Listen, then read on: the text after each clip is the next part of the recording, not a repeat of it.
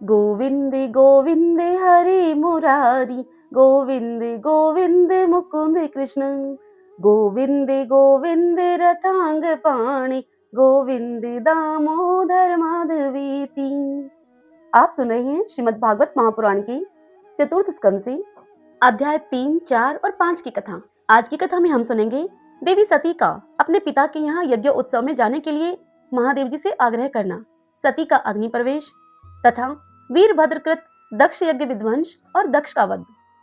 श्री मैत्रेय जी विदुर जी से कहते हैं कि हे विदुर जी, इस प्रकार उन ससुर और दामाद को आपस में वैर विरोध रखते हुए बहुत अधिक समय निकल गया।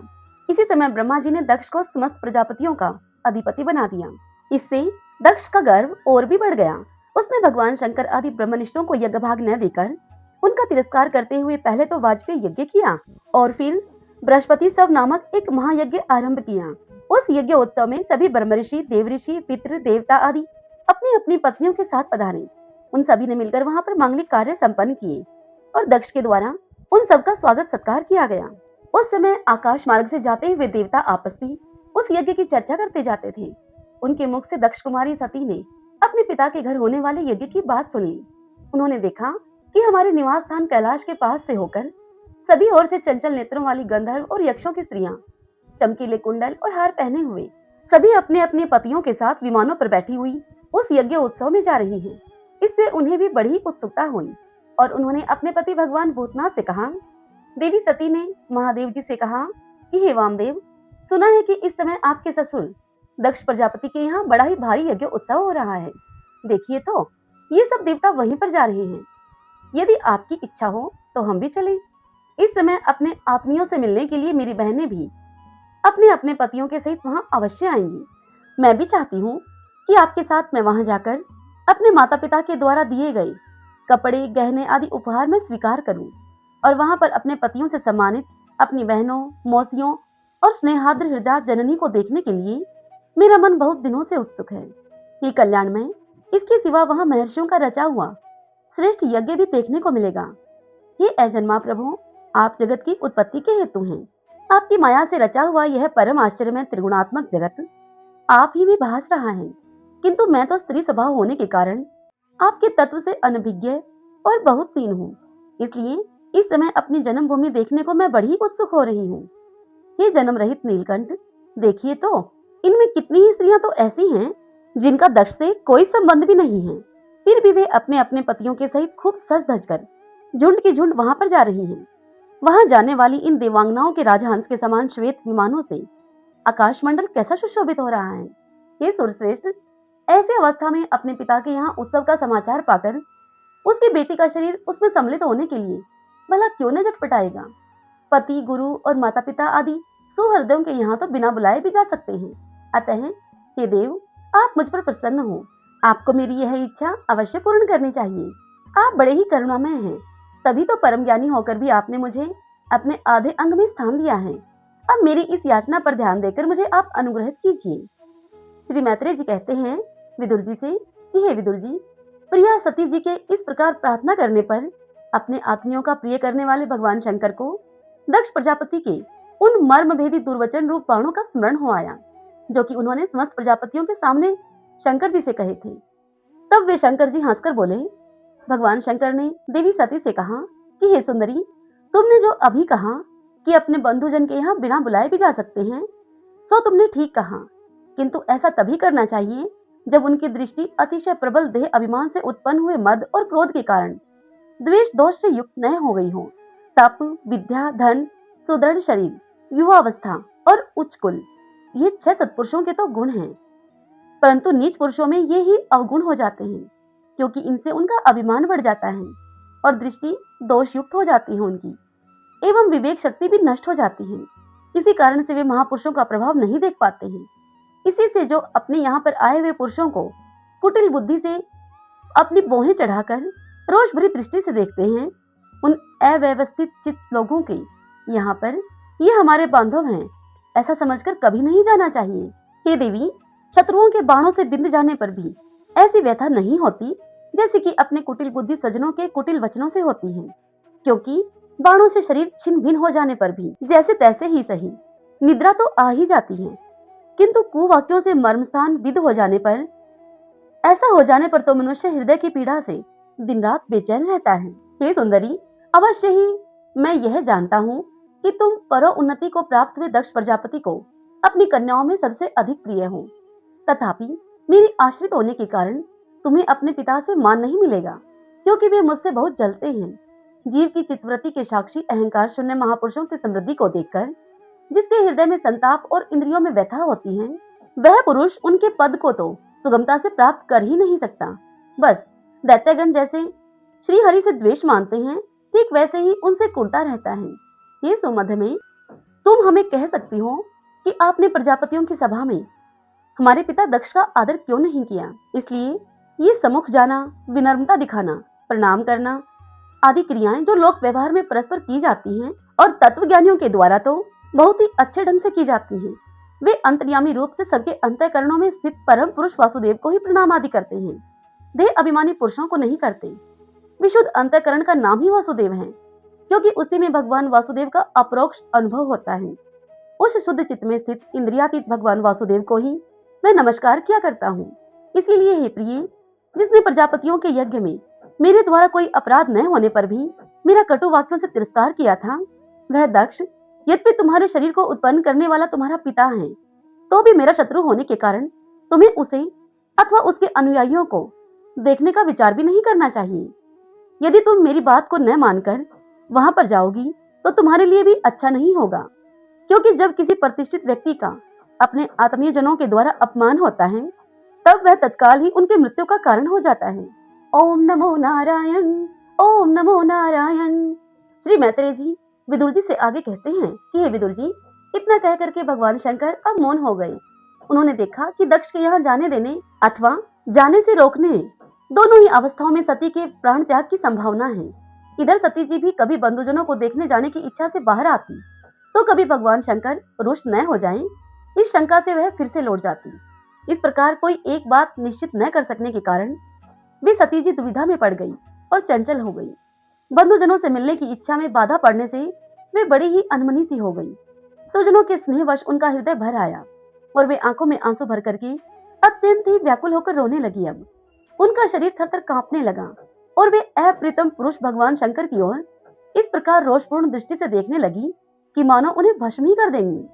शोक और क्रोध ने उनके चित्त को बिल्कुल बेचैन कर दिया तथा स्त्री स्वभाव होने के कारण उनकी बुद्धि मूढ़ हो गई। जिन्होंने प्रीतिवश उन्हें अपना आधा अंग तक दे दिया था, उन सत्पुरुषों के प्रिय भगवान शंकर को भी छोड़कर अब वे सती जी लंबी लंबी सांस लेती हुई अपने माता पिता के घर की ओर चल दी। सती को बड़ी ही फुर्ती से अकेली जाते हुए देखकर श्री महादेव जी के मणिमान एवं मद आदि हजारों सेवक भगवान के वाहन वृषभराज को आगे करके तथा और भी अनेकों पार्षद और यक्षों को साथ लेकर बड़ी ही तेजी से निर्भयता पूर्वक अब उनके पीछे हो लिए।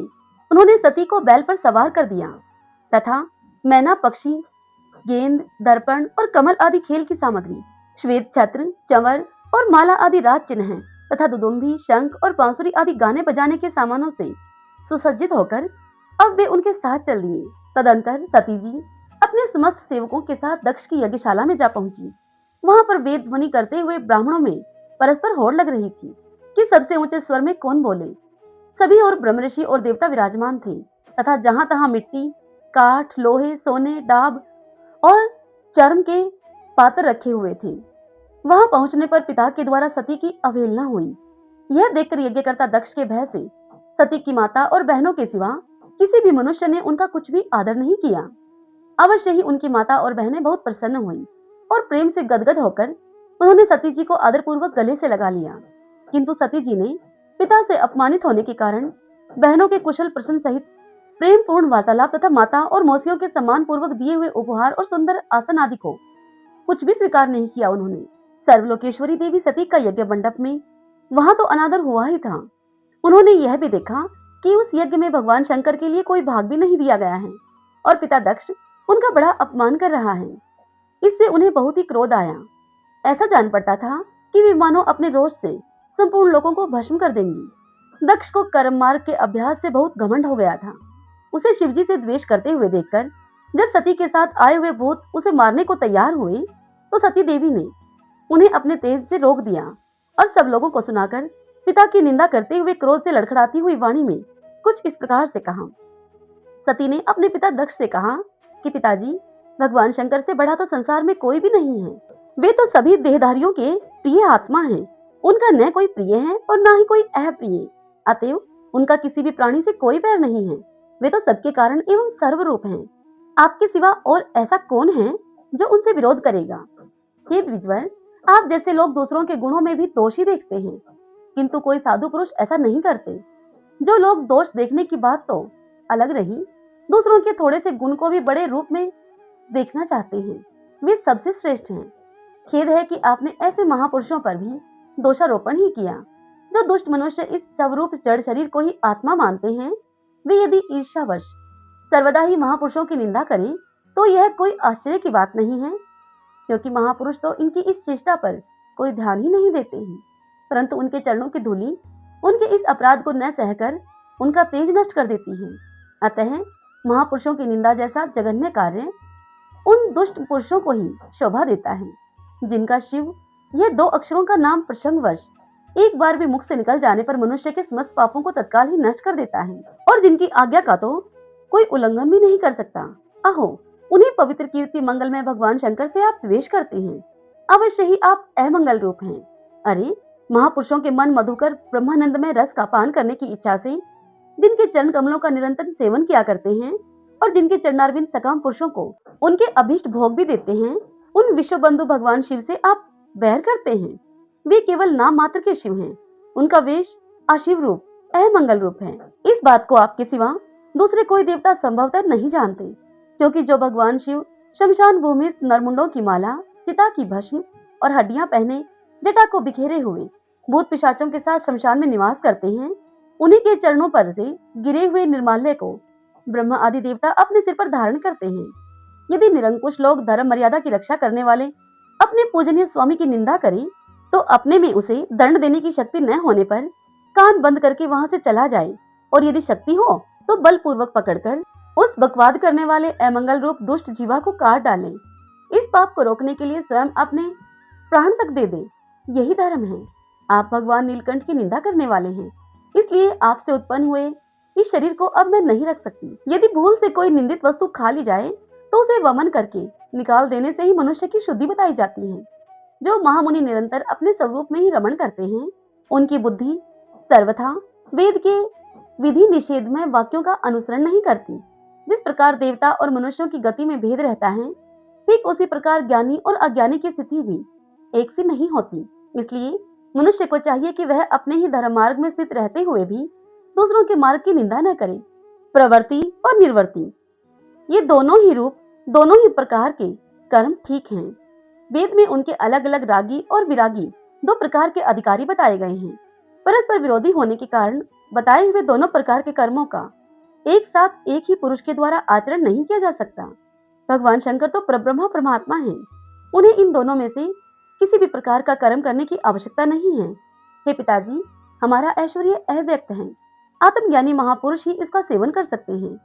आपके पास वह ऐश्वर्य नहीं है, और यज्ञशालाओं में यज्ञ अन्न से तृप्त होकर प्राण पोषण करने वाले कर्मठ लोग उसकी प्रशंसा भी नहीं करते। आप भगवान शंकर का अपराध करने वाले हैं। अतः आपके शरीर से उत्पन्न इस निंदनीय देह को रखकर मुझे क्या करना है भला? आप जैसे दुर्जन से संबंध होने के कारण मुझे लज्जा आती है। जो महापुरुषों का अपराध करता है, उससे होने वाले जन्म को भी धिक्कार है। जिस समय भगवान शिव आपके साथ मेरा संबंध दिखलाते हुए मुझे हंसी में दक्षायणी कहते हैं, इस नाम से मुझे पुकारेंगे, उस समय हंसी को भूलकर मुझे बड़ी ही लज्जा और खेद होगा। इसलिए उसके पहले ही मैं आपके इस अंग से उत्पन्न इस शव तुल्य शरीर को त्याग दूंगी। श्री मैत्रेय जी आगे कहते हैं कि हे काम आदि शत्रुओं को जीतने वाले विदुर जी, उस यज्ञ मंडप में दक्ष से इस प्रकार कहकर देवी सती मौन होकर उत्तर दिशा में भूमि पर बैठ गई। उन्होंने आचमन करके पीला वस्त्र ओढ़कर अपनी आंखें मूंदकर शरीर छोड़ने के लिए वे योग मार्ग में स्थित हो गई। उन्होंने आसन को स्थिर करके प्राणायाम के द्वारा प्राण और अपान को एक रूप करके नाभि चक्र में स्थित किया। फिर उदान वायु को नाभि चक्र से ऊपर उठाकर धीरे धीरे बुद्धि के साथ हृदय में स्थापित किया, और इसके बाद अनिंदिता सती उस हृदय स्थित वायु को कंठ मार्ग से ब्रकुटियों के बीच में लेकर गई। इस प्रकार जिस शरीर को महापुरुषों के भी पूजनीय भगवान शंकर ने कई बार बड़े आदर से अपनी गोद में बिठाया था, दक्ष पर कुपित होकर उसे त्यागने की इच्छा से महामनस्विनी सती ने अपने संपूर्ण अंगों में वायु और अग्नि की धारणा की।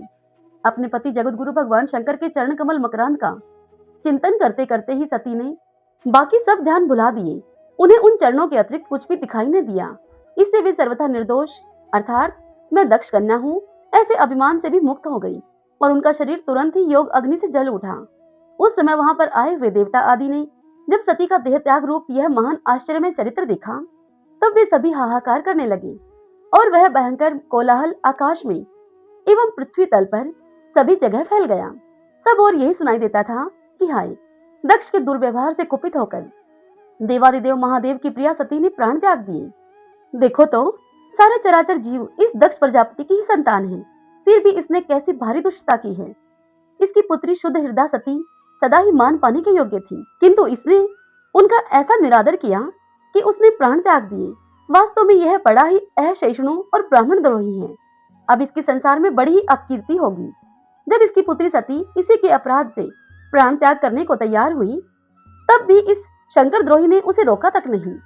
जिस समय सब लोग ऐसा कह रहे थे उसी समय शिवजी के पार्षद सती का यह अद्भुत प्राण त्याग देखकर अस्त्र शस्त्र लेकर दक्ष को मारने के लिए अब उठ खड़े हुए। उनके आक्रमण का वेग देखकर भगवान भृगु ने यज्ञ में विघ्न डालने वालों का नाश करने के लिए अपहतम रक्षा इत्यादि मंत्र का उच्चारण करते हुए दक्षिणा अग्नि में आहुति दी। अध्वर्यु भृगु ने जो ही आहुति छोड़ी तभी उस यज्ञ कुंड से रिभु नाम के हजारों तेजस्वी देवता प्रकट हो गए। इन्होंने अपनी तपस्या के प्रभाव से चंद्रलोक प्राप्त किया था। उन ब्रह्म तेज संपन्न देवताओं ने जलती हुई लकड़ियों से आक्रमण किया और समस्त गुहक और परमतगण अब इधर उधर भाग गए। ओम नमो नारायण, ओम नमो नारायण। श्री मैत्रेय जी कहते हैं, हे विदुर जी, महादेव जी ने जब देव ऋषि नारद जी के मुख से यह सुना कि अपने पिता दक्ष से अपमानित होने के कारण देवी सती ने प्राण त्याग दिए हैं और उसके यज्ञ वेदी से प्रकट हुए रिभुओं ने उसके पार्षद की सेना को मारकर भगा दिया है, तब उन्हें बड़ा ही क्रोध हुआ। उन्होंने उग्र रूप धारण करके क्रोध के मारे होठ चबाते हुए अपनी एक जटा उखाड़ डाली जो कि बिजली और आग की लपट के समान दीप्त हो रही थी और सहसा खड़े होकर बड़ी ही गंभीर अट्टहास के साथ उसे पृथ्वी पर पटक दिया। उसी से तुरंत ही एक बड़ा भारी लंबा चौड़ा पुरुष उत्पन्न हुआ। उस पुरुष का शरीर इतना विशाल था कि वह स्वर्ग को स्पर्श कर रहा था। उस पुरुष के 1000 भुजाएं थी, मेघ के समान श्याम वर्ण था, सूर्य के समान जलते हुए 3 नेत्र थे उसके, विकराल दाढ़ें थी और अग्नि की ज्वालाओं के समान लाल लाल जटाएं थी। उसके गले में नरमुंडों की माला थी और उसके हाथों में तरह तरह के अस्त्र शस्त्र थे।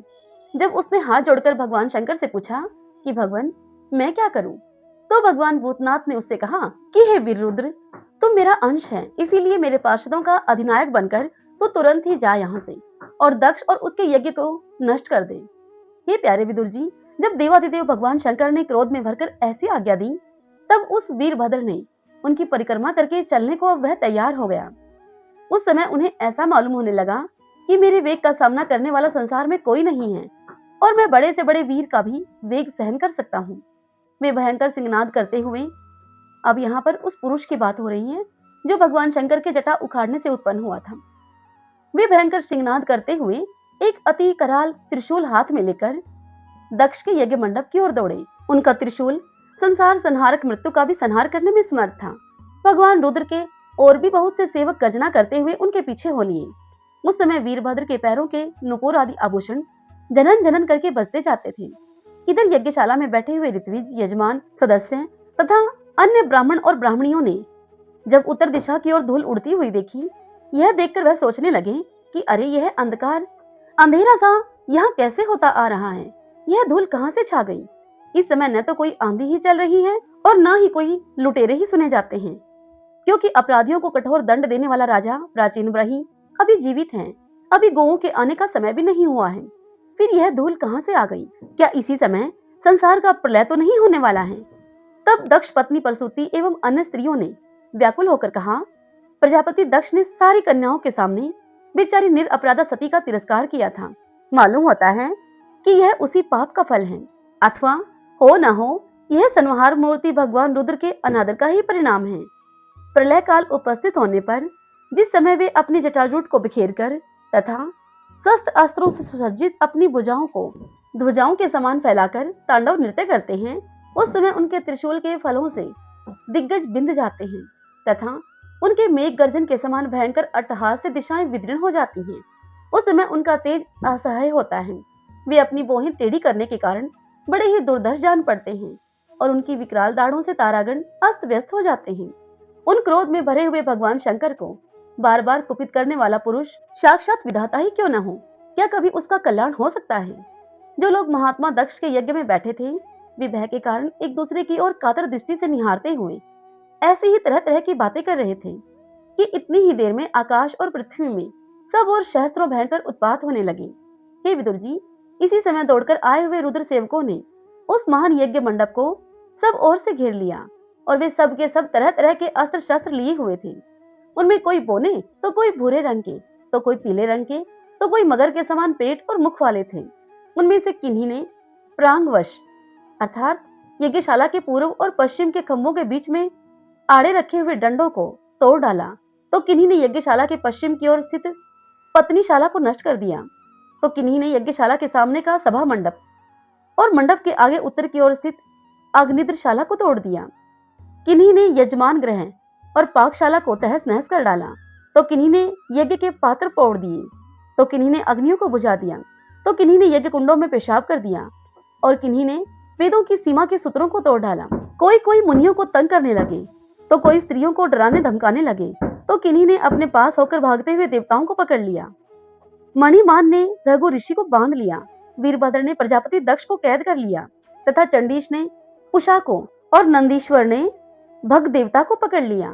भगवान शंकर के पार्षदों की यह भयंकर लीला देखकर तथा उनके कंकड़ पत्थरों की मार से बहुत तंग आकर वहां जितने ऋत्विज सदस्य और देवता लोग थे, वे सब जहां के तहां भाग गए। भृगु जी हाथ में स्तुरवा लिए हुए हवन कर रहे थे। वीरभद्र ने इनकी दाढ़ी मूछ नोच ली, क्योंकि इन्होंने प्रजापतियों की सभा में मूछें ऐंठते हुए महादेव जी का उपहास किया था। उन्होंने क्रोध में भरकर भग देवता को पृथ्वी पर पटक दिया और उनकी आंखें निकाल ली, क्योंकि जब दक्ष देव सभा में श्री महादेव जी को भला बुरा कहते हुए शाप दे रहे थे, उस समय इन्होंने ही दक्ष को सह देकर उकसाया था। इसके बाद जैसे अनिरुद्ध के विवाह के समय बलराम जी ने कलिंग राज के दांत उखाड़ दिए थे, ठीक उसी प्रकार उन्होंने पुषा के दांत तोड़ दिए, क्योंकि जब दक्ष ने महादेव जी को गालियां दी थी, उस समय ये दांत दिखाकर हंसे थे। फिर वे दक्ष की छाती पर बैठकर एक तेज तलवार से उसका सिर काटने लगे, परंतु बहुत प्रयत्न करने पर भी जब वे उस समय उसे धड़ से अलग न कर सके, जब किसी भी प्रकार के अस्त्र शस्त्रों से दक्ष की त्वचा नहीं कटी, तब उस वीरभद्र को बड़ा ही आश्चर्य हुआ और वे बहुत देर तक विचार करते रहे। तब उन्होंने यज्ञ मंडप में यज्ञ पशुओं को जिस प्रकार से मारा जाता था, उसे देखकर उसी प्रकार दक्ष रूप उस यजमान पशु का सिर धड़ से अलग कर दिया। यह देखकर भूत प्रेत और पिशाच आदि तो उनके इस कर्म की प्रशंसा करते हुए वाह वाह करने लगे और दक्ष के दल वालों में हाहाकार मच गया। वीरभद्र ने अत्यंत कुपित होकर दक्ष के सिर को यज्ञ की दक्षिणा अग्नि में डाल दिया और उस यज्ञशाला में आग लगाकर यज्ञ को विध्वंस करके अब वे कैलाश पर्वत को लौट गए। हरि ओम तत्सत। ओम नमो नारायण। ओम नमो नारायण। आज की यह कथा यहीं तक। इससे आगे कल की कथा में हम सुनेंगे दक्ष यज्ञ की पूर्ति तथा ध्रुव का वन गमन और ध्रुव का वर पाकर घर लौटना। कल हम इस कथा का श्रवण करेंगे। आज की यह कथा आप सबको कैसी लगी? पसंद आई हो तो वीडियो को लाइक कीजिए और अपने अपनों के साथ शेयर कीजिए और कमेंट बॉक्स में ओम नमो नारायण लिखिए। जय श्री कृष्णा। राधे राधे।